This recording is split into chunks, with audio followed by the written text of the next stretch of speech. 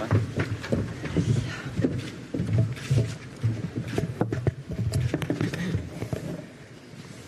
Good afternoon. If everyone could take their seats so we can start.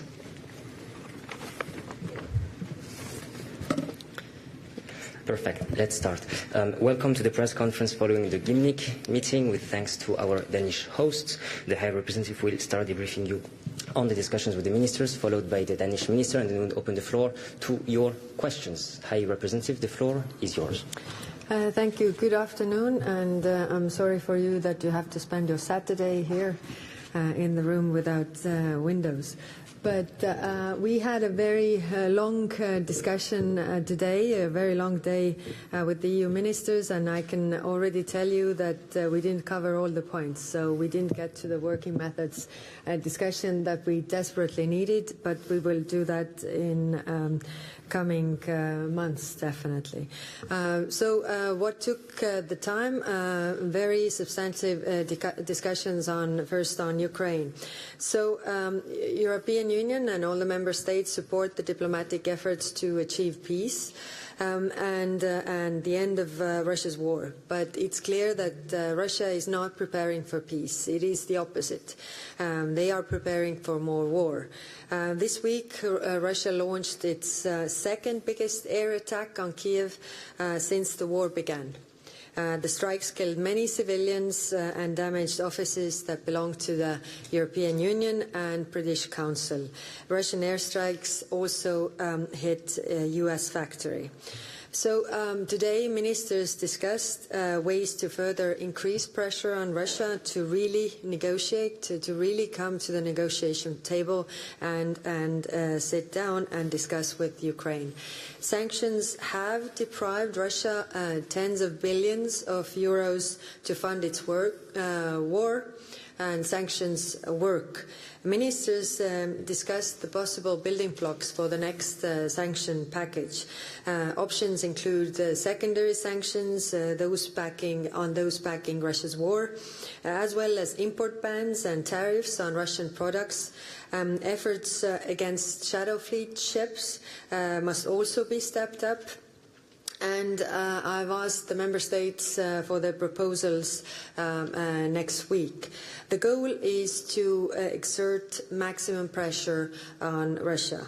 Of course, new actions would be stronger if matched by our partners, including our transatlantic partners. Today, ministers also discussed the use of Russian frozen assets for Ukraine's defense and reconstruction. It was a very, very good and very substantive discussion. We needed this to hear all the arguments from all the sides, to really debate on the substance matter, and this discussion will continue. Ministers acknowledged the need to address Ukraine's financing gap and to hold Russia accountable for war damages. To achieve this, it is crucial to explore all available avenues while minimizing the potential risks. And I want to stress that financial markets did not react when we froze the assets.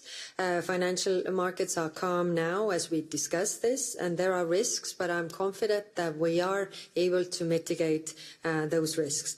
One thing is absolutely clear, where everybody agreed, and this is that given the devastation that Russia is causing in Ukraine and has caused in Ukraine so far, it is unthinkable that Russia will ever see this money again unless it fully compensates Ukraine the damages caused. Second, Middle East. First on Iran. The E3, so the France, Germany and UK, have begun the process of reimposing UN sanctions on Iran. And we had a short discussion on this. The 30-day deadline has started, and this does not mark the end of diplomacy.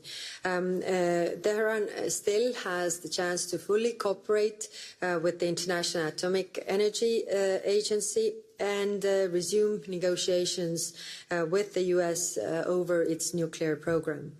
and the ball is in Tehran's court. So I stand ready to support any kind of diplomatic efforts towards finding a solution. On Gaza, Israel's announcement that Gaza City is now a combat zone threatens to worsen the humanitarian situation. If military solution was possible, the war would already be over.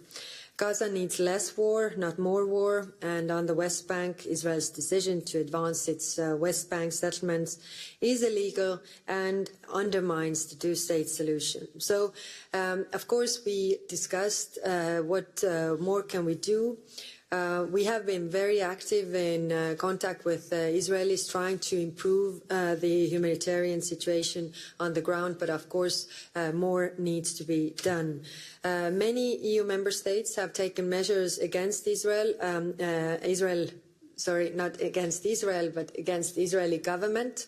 And there is a very important distinction to be made. It's not against Israel, but actually the actions of Israeli government that are going on, including sanctioning the ministers, suspending arms exports. This is what the EU member states have done.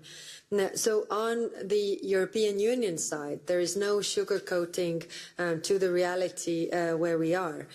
It was clear that today a broad majority of member states gave more ideas. What more can we do to really improve the situation?